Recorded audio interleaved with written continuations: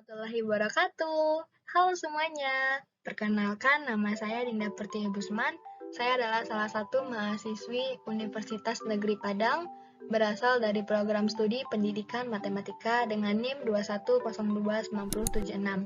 Saya akan mempresentasikan sebuah proyek usaha yang saya pilih untuk saya bangun dan saya kembangkan. Sesuai dengan apa yang akan saya produksi, usaha ini saya beri nama Potatoes PQ.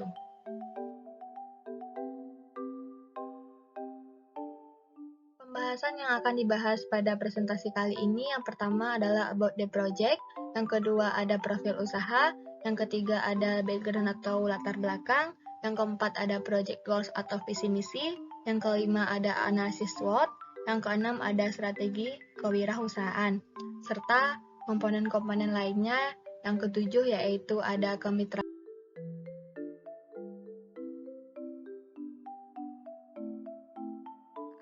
Yang ke-8 ada aspek keuangan, yang ke-9 ada aspek produksi, yang 10 ada struktur kepengurusan usaha, yang 11 ada timeline atau waktu pelaksanaan usaha, dan yang ke-12 ada kesimpulan. Nah, berikut dari lambang perusahaan yang akan kami dirikan yang bernama Potatoes PQ. Nah, usaha ini kami akan bekerja untuk memproduksi makanan berupa keripik kentang yang diinovasikan dengan berbagai varian rasa yaitu coklat, abon, bebeki, dan rasa pedas yang tentunya juga memiliki tingkat level kepedasannya. Yang pertama yang akan dibahas yaitu about the project. Proyek usaha yang akan kami dirikan ini dinamakan KPQ. KPQ adalah usaha kuliner yang menyajikan keripik kentang dengan aneka varian rasa. Alasan kami memilih jenis usaha ini karena bisa disesuaikan dengan selera masyarakat. Bahan dasar yang kami pilih merupakan komoditi yang mudah untuk didapatkan dan berkualitas sehingga dapat dipastikan akan menghasilkan cita rasa tinggi dan mampu mendominasi pasaran. Hal ini mampu kami nyatakan karena mengingat keripik kentang bisa disesuaikan dengan permintaan atau tren yang sedang berkembang saat ini. Usaha kami beralamat di Jalan Cendrawasih nomor 7B Ayat Tawar Barat, Padang Utara. Strategi pemasaran yang akan kami gunakan akan lebih menjurus kepada pemanfaatan media sosial, baik dalam kegiatan promosi maupun dalam kegiatan jual beli, seperti halnya memanfaatkan Instagram, memanfaatkan Facebook, WhatsApp, maupun media sosial lainnya. Usaha keripik memiliki prospek yang cerah di masa depan karena merupakan makanan yang diminati oleh masyarakat dengan harga yang terjangkau dan ekonomis, serta tentunya tidak akan lekang dengan zaman karena mengingat sampai saat sekarang ini masih banyak orang yang menyukai keripik, khususnya keripik kentang. Dan juga keripik kentang juga cocok dimakan oleh semua kalangan tanpa memandang umur dan di situasi kapanpun. Selain itu, nilai plus yang kami dapatkan dari usaha yang kami dirikan dengan adanya berbagai varian rasa, konsumen dapat mencoba semua pilihan rasanya dan tidak akan bosan dengan menu yang kami sajikan. Selanjutnya yaitu profil usaha. Berikut profil usaha dari Potatoes PQ. Produk yang akan kami produksi yaitu memproduksi makanan. Jenis makanannya berupa keripik kentang dan beralamat di Jalan Cendrawasih nomor 7B Ayat Tawar Barat, Padang Utara. Yang ketiga ada background atau latar belakang. Sebagaimana diketahui, negara Indonesia dikenal sebagai negara agraris, yang artinya sebagai negara penghasil bahan pangan dalam jumlah yang besar. Kentang merupakan salah satu komoditi utama pertanian Indonesia. Beberapa manfaat kentang bagi kesehatan tubuh antara lain sebagai sumber energi, memperlancar pencernaan, memelihara kesehatan jantung, memelihara kesehatan tulang, metabolisme, dan lain sebagainya. Pada saat ini, produksi makanan ringan atau yang biasa disebut snack sangat berkembang pesat. Contohnya seperti keripik kentang. Nah, kami mendirikan usaha keripik kentang ini, kami berharap akan menjadi sebuah usaha yang memiliki peluang yang sangat besar. Hal ini dikarenakan cita rasa keripik yang gurih, enak, lezat, dan tentunya akan disukai oleh semua kalangan.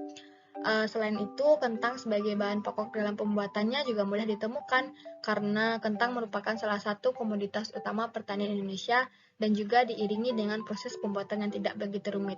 Oleh karena itu, Alasan kami memilih usaha ini adalah seperti hal-hal yang telah kami paparkan di atas. Yang keempat ada visi dan misi. Misi dari usaha kami yaitu menjadi usaha yang menyediakan makanan yang tidak hanya lezat tetapi juga memiliki gizi yang tinggi dan tentunya bisa dinikmati oleh semua kalangan. Misi yang pertama yaitu menyediakan makanan sehat, enak, dan tentunya berkualitas tinggi. Yang kedua, selalu memberikan kepuasan kepada konsumen. Yang ketiga, menyediakan harga yang terjangkau untuk semua kalangan. Yang keempat, menyediakan kualitas produk dan etika bisnis yang baik. Dan yang kelima, terbuka akan kritik dan saran dari konsumen. Selanjutnya ada analisis SWOT.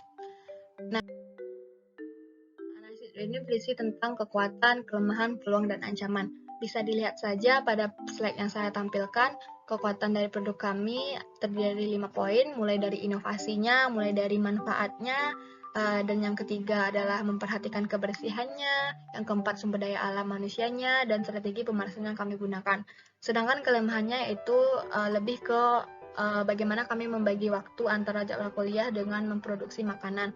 Yang kedua adalah tempat produksi.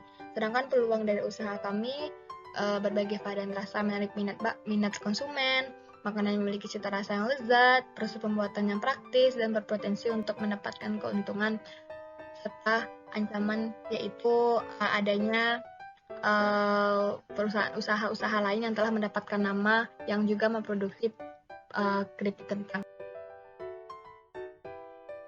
Yang keenam ada strategi perusahaan. Pertama, kami akan bekerja sama dengan orang-orang dan membangun relasi yang berpotensi dapat menyebarluaskan produk kami kepada masyarakat. Yang kedua, memanfaatkan teknologi seperti WhatsApp, Instagram, Facebook untuk mempromosikan dan kegiatan jual beli produk. Dan yang kelima, membuat video kreatif yang disebarluaskan dan yang dapat menarik minat konsumen. Yang ketujuh, ada award partners atau kemitraan akan kami jalin, yang tentunya kemitraan pertama yaitu pemasok bahan baku kentang di pasar. Kemitraan yang kedua, toko kelontong yang menjual minyak goreng karena mengingat dalam proses produksinya sangat memerlukan sekali banyak minyak goreng. Dan yang terakhir adalah market penjual bumbu untuk varian rasa. Yang kedelapan ada analisis keuangan. Analisis keuangan yang pertama adalah kebutuhan investasi dan modal kerja. Bisa dilihat saja pada slide yang ditampilkan, perlengkapan yang dibutuhkan diantaranya ada kompor, tabung gas, wajan, spatula, dan lain sebagainya.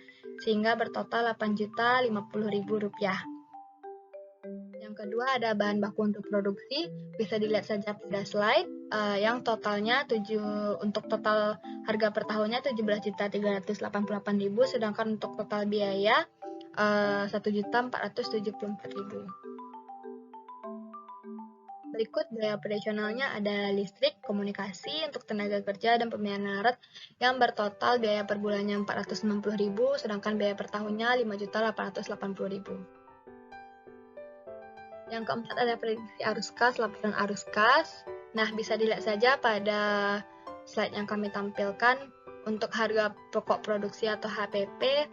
Total pendapatannya HPP dikali sama dengan jumlah produksi. Bisa dilihat runtutan dari awal kebutuhan modal awal sampai ke total pendapatannya yaitu 45 juta rupiah per tahunnya.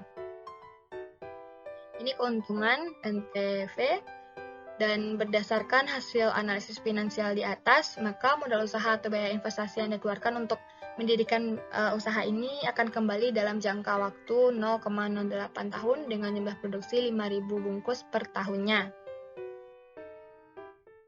Ini dijelaskan proyeksi dari rugi dan laba dalam 1 tahun produksi usaha. Laba sehingga mendapatkan hasil dari laba yaitu pendapatan dikurang biaya produksi sekitar Rp21.732.000. Ini proyeksi BEP-nya dari runtutan matematis didapatkan BEP-nya yaitu Rp25.327.272. Ini dijelaskan aspek produksi.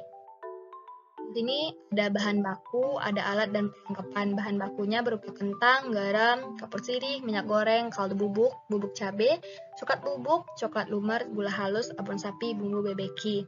Nah, dari poin ke-6 sampai ke-11 itu merupakan salah satu varian rasa yang nantinya akan disesuaikan dengan pesanan. Dan sedangkan poin 1 sampai 5 merupakan bahan baku utama. Yang kedua ada alat dan perlengkapan. Dilihat dari poin 1 sampai ke poin 12 merupakan alat-alat yang juga tidak asing kita temukan dalam kehidupan sehari-hari. Ketiga, berikut ditampilkan produksinya. Yang pertama kupas kulit kentang dan kemudian diiris, yang kedua dicuci, ketiga direndam dalam air dan campur garam dan kapur sirih, yang keempat tiriskan lalu digoreng, yang kelima tunggu hingga berwarna kecoklatan, yang keenam angkat dan tiriskan, kemudian tunggu suhu kentang